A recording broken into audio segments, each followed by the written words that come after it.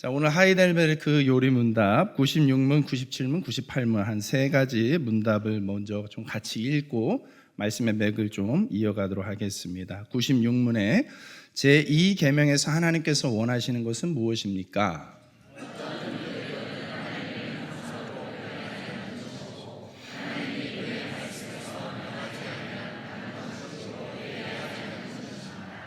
그렇죠. 97문. 그렇다면 어떤 형상도 만들면 안 됩니까?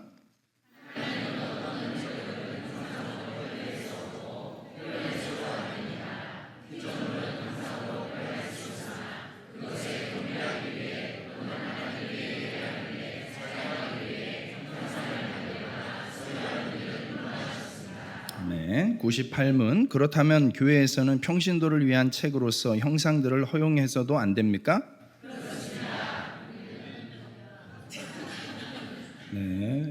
네, 제가 읽어드리면 그렇습니다. 우리는 하나님보다 더 지혜로운 채에서는 안 됩니다. 하나님께서는 그의 백성들이 말 못하는 우상을 통해서가 아니라 그의 말씀에 대한 살아있는 강서를 통해 가르침 받기를 원하십니다. 아멘. 네. 오늘은 십계명의 두 번째 계명입니다. 두 번째 계명에 하나님 외에 어떠한 우상의 형상도 만들지 말라라는 것에 대한 내용입니다. 그래서 내용은 여러분들이 크게 어렵지 않을 겁니다. 다 잘 이해할 거고, 여러분 아마 다른 교단의 교회와 이 예장, 우리가 속해 있는 교단의 정식 명칭은 대한예수교 장로회 합동이라는 교단입니다. 좀 복잡하죠. 우리랑 비슷한 이름을 가지고 있는 교단이 통합이라는 교단이 있어요.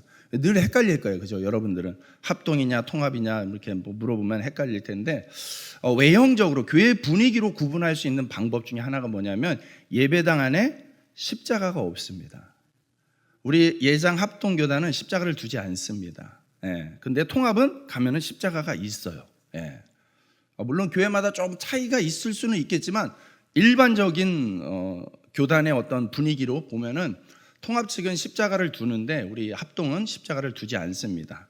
그 이유 중에 하나가 바로 오늘 이 부분이에요. 십계명의 제2계명에 해당되고 오늘 하이델베르크 요리문답 우리 개혁신앙에 따르면은 어떤 형상도 만들지 않겠노라라는 것입니다. 조금 더 설명을 하자면 십자가조차도 우상이 될 수 있다라는 거예요. 여러분 십자가가 우리 기독교의 얼마나 핵심입니까?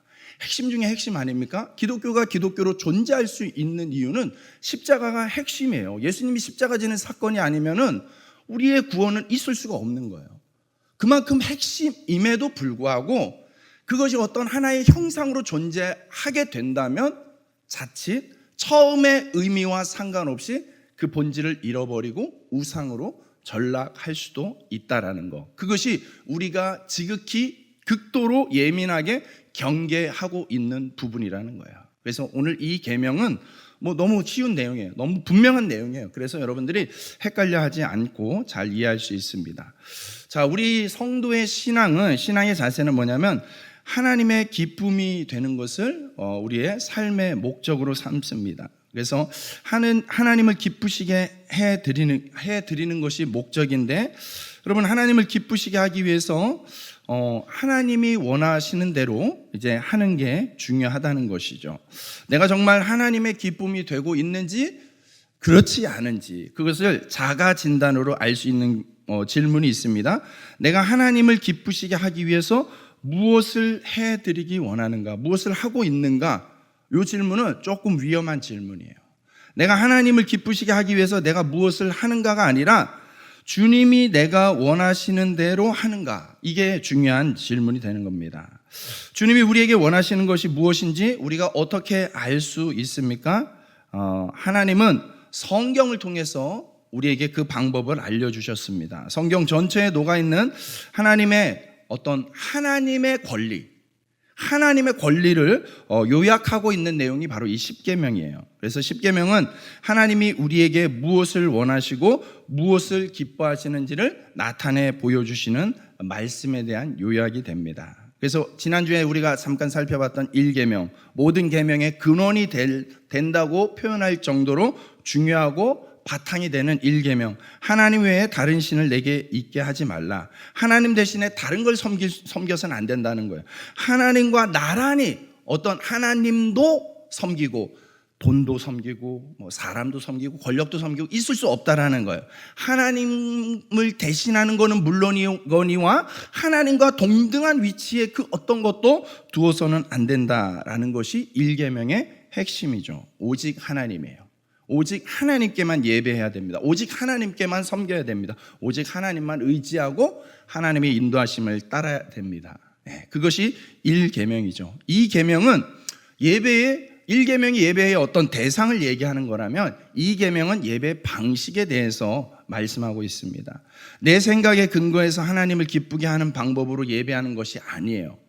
이렇게 하면은 자칫하면은 내 취향과 내 마음, 내 기준, 내 판단을 가지고 하나님을 어떤 조정하거나 틀을 만들거나 할 수가 있다라는 것이죠. 그런 위험에 빠지지 않기 위해서 하나님이 지시하신 방법, 이 방법, 이 가장 기본적인 틀을 절대로 무시해서는 안 된다는 것입니다. 이 계명이 우리에게 말하고 있는 분명한 틀은 무엇입니까? 우상을 어떤 것도 만들지 말라는 것이죠. 만들지 말고 절하지 말고 섬기지 말라는 것입니다.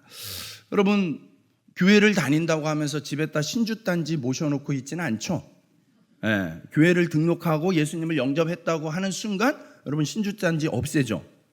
제가 이제 전에 교회에서 사역을 하다 보니까는 이제 그 새 가족이 등록하셨어요. 신방을 갔는데 뭐 되게 힘들게 말을 꺼내시는 거예요. 목사님 죄송한 부탁이 있는데 우리 집에 저 항아리를 좀 없애달래요. 그래서 저는 신주단지라는 단어는 많이 들어봤는데 그게 신주단지인지는 몰랐어요. 진짜 단지더라고요. 근데 그거를 못 없애는 거예요. 왜냐하면 후환이 두려워서.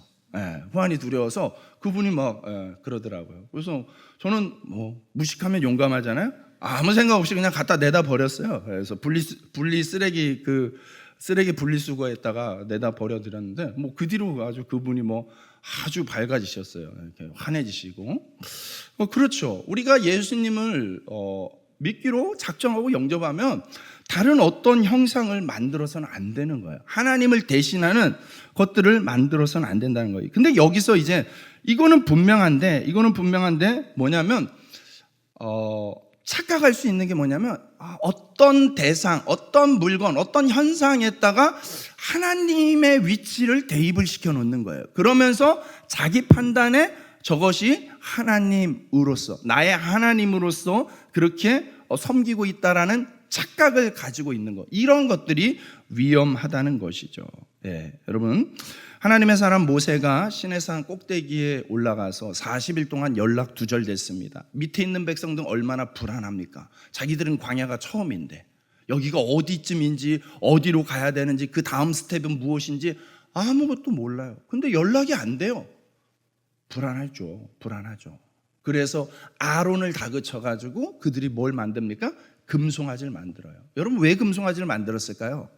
그들이 가지고 있는 세계관, 그들이 가지고 있는 학습된 지식에 의하면 가장 믿음직스러운 신의 모습이 금송아지예요. 송아지 모습이에요. 애굽에서 그걸 봤어요. 그래서 우리에게 지금 가장 필요한 신은 하나님인데 뭔가 우리에게 좀 안심을 시켜줄 수 있는 그런 하나님이 필요하다라고 해서 그들이요 다른 걸 만들려고 했던 건 아니에요. 하나님을 단지 눈에 보이지 않는 하나님이니까 보이는 하나님으로 만들고 싶었던 거예요. 그래서 자기들의 상상력 속에서 만들어낼 수 있는 최선이 금송아지였던 거예요. 여러분, 근데 그 금송아지를 만들었을 때 하나님이 어떻게 반응하십니까? 출애굽기 32장 10절 말씀해 보면 그런즉 내가 하는 대로 두라. 내가 그들에게 진노하여 그들을 진멸하고 너를 큰 나라가 되게 하리라. 아멘. 여러분, 금송아지 만든 그 백성들을 그 광야에서 시내산 아래에서 다 진멸한다는 것은 씨를 말려버리겠다는 거예요. 끊어버리겠다는 거예요. 이 지상에서 숨쉬는 존재가 없게끔 만드는 거예요. 그렇게 무시무시한 하나님의 그 분노 가득한 심판을 하려고 하십니다. 그때 너무나도 다행히 모세가 자기의 목숨을 걸고 하나님의 바짓가랑이를 붙잡았죠. 그래서 다행히 이스라엘 백성들이 그 당시에 죽음을 면할 수가 있었던 것입니다. 여러분, 하나님께서는요, 어떠한 형상도 대신 되어지는 걸 원치 않습니다. 그 이유 중에, 분명한 이유 중에 하나가 뭐냐면, 오늘 시간이 길지 않기에 그냥 한 가지만 생각해 보고자 합니다. 우상이 만들어지는 순간부터 하나님의 본질이 흐려지기 때문에, 왜곡 때문에, 즉 하나님의 본질을 훔치기 때문에 그렇습니다. 우상의 어떤 형상이 만들어지는 순간, 여러분, 하나님의 본질적 속성이 무엇입니까? 무소부재하시는 분, 어디나 언제나 존재할 수 있는 분이 하나님이세요. 시간뿐만 아니라 공간을 초월해서 존재하시는 하나님이시죠. 하나님은 여기에도 계시지만 동시에 필리핀에도 계시고 동시에 우주에도 가득히 계시는 분이 하나님이시죠. 그런 하나님이에요. 그런데 여러분, 내가 뭔가 믿을 수 있는, 신뢰할 수 있는 대상으로서 어떤 형상, 어떤 석상, 이런 것들을 우리 집에 갖다 놓고 하나님이라고 하면, 그 하나님은 그렇게 고백하고 선포되어지는 순간 적어도 그에게 있어서 하나님은 어디에 계시는 분이에요? 자기 집 골방에 머물러 있는 분이에요. 그러니까 그 골방이라는 공간을 벗어나는 순간 이 사람은 하나님과 분리되어지는 거죠. 하나님과 연결될 수가 없는 것이죠. 여러분, 이게 우상이라는 어떤 형상을 만들었을 때 발생할 수밖에 없는 한계예요. 여러분, 제가 이제 터키에 있을 때, 이제 터키는 아직까지 이제 동로마의 영향을 받은 나라예요. 동로마의 수도가 이스탄불이었어요. 그러니까 우리가 흔히 얘기하는 로마는 서로마 제국을 얘기하죠. 이태리 로마를 얘기하는 거고, 동로마는 이 로마와 서로마와 동로마가 분리가 되면서 동로마가 훨씬 역사를 오래 가져가게 되죠. 그래서 수도를 이스탄불에다 두고 오랜 역사를 이제 세웠는데, 그 동로마 제국 당시에 로만 카톨릭과 분리된 또 다른 카톨릭, 우리나라에는 많이 없어서 익숙하지 않은 카톨릭이 뭐냐면 동방정교회가 있습니다. 동방정교회, 동쪽으로 흩어진 정교회라는 뜻이죠. 그 동방정교회의 성당을 가보면은요, 이 또 로만 카톨릭의 성당과는 분위기가 사뭇 다릅니다. 그래도 로만 카톨릭은 밝고 화려한 색상에 막 이렇게 있지만은 동방정교회는 약간 좀 어둡습니다. 어둡고 그리고 성화가 굉장히 많이 그려져 있어요. 성화가 막 기둥마다 이렇게 그려져 있어요. 근데 그거 제가 이렇게 저도 동방정교회가 이제 낯서니까 이제 가서 관심 있게 이제 관찰하면서 본 적이 있는데, 보면은 이제 그런 거예요. 그 옛날 시대에는요, 대부분의 서민들이 학교라는 게 없잖아요. 그러니까는 글을 배운 적이 없어요. 근데 성경 말씀이 있잖아요. 그래서 성경 말씀을, 이 글을 알아야지 읽을 수 있는데 글을 모르니까, 읽을 수가 없으니까 이 사람들을 위해서 말씀을 잘 전해줘야겠다, 효과적으로 전해줘야 되겠다 해서 만들어진 게 가장 효과적인 방법이 뭐겠습니까? 시청각 자료, 그림이에요, 그림. 그래서 그 성화가 발달하게 된 거예요. 그것을 동방정교에서 이콘이라고 불러요. 오늘 다른 용어로 아이콘이라고 하는 게 결국엔 여기서 나온 거죠. 그 이콘 그림 한 장을 가지고 거기서 스토리를 집어넣는 거예요. 그래서 사람들이 그 그림을 보면서 성경의 스토리를 생각하는 거예요. 그러면서 말씀을 묵상하는 거예요. 얼마나 기발한 방법입니까? 탁월하지 않습니까? 글을 몰라도 성경의 내용을 이해할 수 있는. 그래서 그림 몇 컷을 가지고 성경 전체의 스토리를 꿰뚫을 수 있었던 것이 당시 이 동방정교회 성도들이 누릴 수 있는 어떤 혜택이었죠. 그런데 이렇게 좋은, 이렇게 효과적인 대안적인 방법이 있었음에도 불구하고 시간이 지나면서 이것은 변질이 되어버렸죠. 그래서 오늘날은 그것이 하나의 그냥 우상에 불과해요. 우상에 불과해요.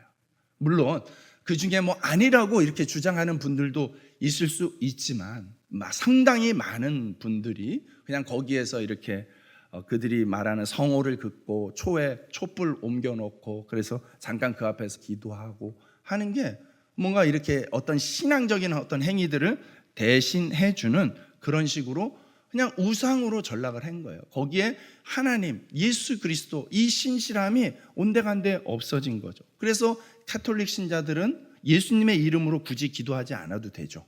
성인의 이름으로 기도를 하죠. 성인을 향해서 기도를 하죠. 성경 어디에도 그렇게 해도 된다라고 말씀한 적이 없음에도 불구하고 그들은 그렇게 변질되어져 버린 것입니다. 여러분, 성경에 이미 그런 역사가 있었죠. 광야에서 이스라엘 백성들이 불평할 때 그 불만 불평하는 이스라엘 백성들을 향해서 하나님이 불뱀을 보내셨어요. 그 불뱀을 보면서 불뱀에 물린 사람들이 다 죽어나가는 마당에 모세가 급히 하나님께 부르짖으면서 하나님이 구원의 길을 여신 게 놋뱀을 만드는 거였어요. 놋으로 된 뱀의 모양을 만드는 거예요. 그래서 이 놋뱀을 높이 치켜든 다음에 이걸 쳐다보는 자들은 다 살게 되리라 했죠.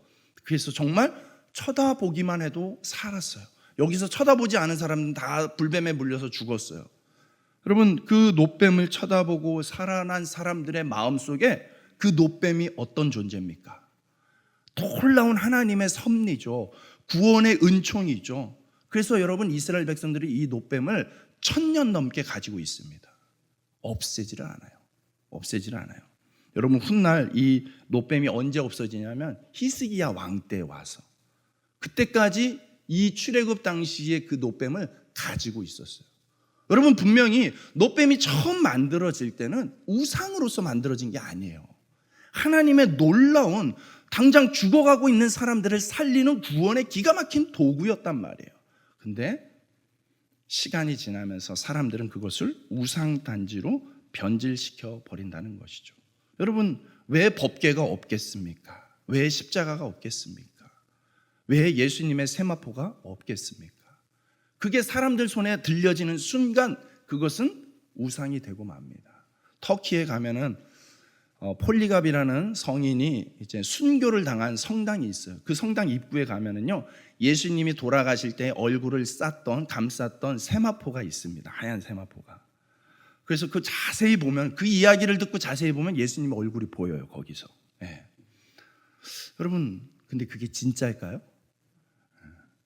다른 성당에도 다 그런 것들이 있다고 합니다. 네. 여러분, 사람들은 자꾸 눈에 보이는 거, 손에 잡히는 걸 자꾸 만들고 싶어 해요. 그게 사람의 연약함이죠. 하나님은 그걸 아세요.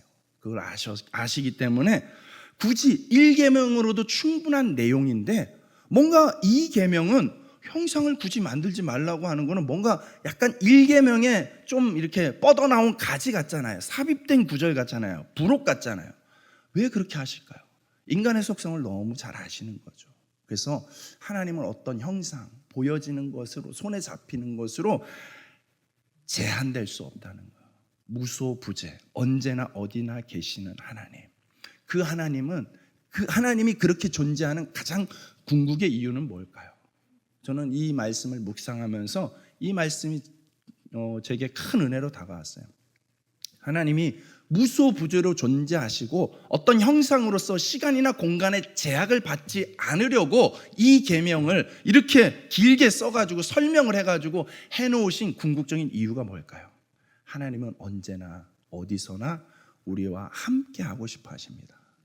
그게 이 계명이 주는 우리를 향한 하나님의 선한 뜻이고 은혜입니다. 네, 여러분, 오늘 이 말씀을 기억하시고, 비록 여러분이 주일날 모여서 예배 드리는 거는 뭐 오전에 1시간, 오후에 1시간, 기껏해야 2시간이에요. 교회에 머무는 시간 그렇게 길지 않아요.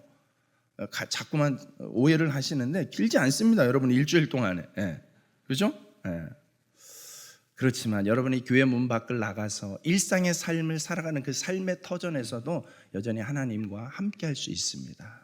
오늘 오전에 나누었던 말씀처럼 일상에 당연시 여겨지고 사소하게 여겨지는 그러한 부분에서도 얼마든지 하나님의 뜻이 나타날 수 있고 함께 하시는 하나님을 경험하고 누릴 수 있습니다. 그것을 여러분들이 기억하시고, 특별히 오늘 우리 단기 선교를 떠나게 되는 우리 단기 선교팀이 27명이에요. 대부분이 다 처음 나가는 거예요. 처음 나가는 거고, 저로서도 그 선교지 자체는 처음인 거예요. 그러니까는 얼마나 한편으로는 설레기도 하고, 한편으로는 또 벌써 면세점이 아른거리기도 하고, 뭐 이렇게 엉뚱한 생각도 있고 막 그럴 건데, 여러분, 우리가 단기 선교팀이 꼭 기억하셨으면 좋겠어요. 마침 오늘 우리에게 10계명의 두 번째 계명을 주시는 이유는 뭘까? 내가 너희들이 어디에 있든지 간에 그곳에서도 내가 너희들과 함께하마, 이 말씀을 주시는 줄로 믿습니다. 그래서 선교라는 것은 무엇이냐면 하나님의 뜻을 전하는 거예요. 하나님의 뜻을 전하는 거예요. 하나님의 뜻은 그 안에는 사랑이 있고, 그 안에는 구원이 있고, 그 안에는 섬김이 있습니다. 그것을 전하기 위해서 나누기 위해서 가는 것이 제 1의 목적이에요. 이것에 충실하면 여러분 이제 돌아오기 전에 뭐 그런 자유 시간도 은혜로 주어질 거예요. 그것이 본질이 되지 않도록, 우선순위를 빼앗기지 않도록 여러분 마음의 중심을 잘 잡고 그곳에서 뭐 내가 이렇게 음식 나눠주는 게, 내가 이들에게 뭐 웃어주는 게, 내가 이들에게 인사말 하나 해주는 게 무슨 의미가 있을까 가볍게 여기지 마시고, 그 작고 사소해 보이는 그걸 통해서 하나님이 역사하시면 여러분 그 안에 놀라운 역사가 일어날 줄로 믿습니다. 그 기대를 가지고 소망을 가지고 함께 이 모든 일정을 잘 순종하고 잘 감당해낼 수 있기를 주님의 이름으로 축복합니다.